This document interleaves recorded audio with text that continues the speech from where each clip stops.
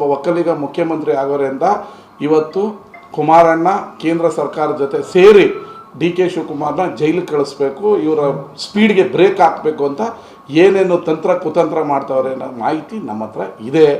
ಅವ್ರಿಗೆ D K Shivakumar ಒಳ್ಳೆ ಕೆಲಸ ಮಾಡೋದು ಇಷ್ಟ ಇಲ್ಲ, ಅವ್ರನ್ನ ಏನಾದರೂ ತಂತ್ರ ಕುತಂತ್ರ ಮಾಡಿ ಮತ್ತೆ ಜೈಲಿಗೆ ಹಾಕಬೇಕು ಅಂತೇಳಿ ಕೇಂದ್ರ ಸರ್ಕಾರದ ಜೊತೆ ಸೇರಿ ತಂತ್ರ ಮಾಡ್ತಾ ಇರೋ ಮಾಹಿತಿ ನಮಗೂ ಮುಖ್ಯಮಂತ್ರಿಗಳಿಗಿದೆ.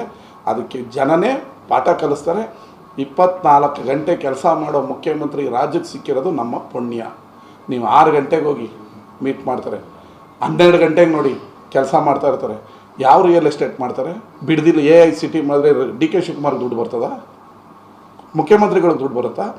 ಈ ರೈತರು, ಈ ಒಕ್ಕಲಿಗರ ಶಾಪ ನಿಮಗೆ ತೊಟ್ಟದೆ ಬಿಡಲ್ಲ.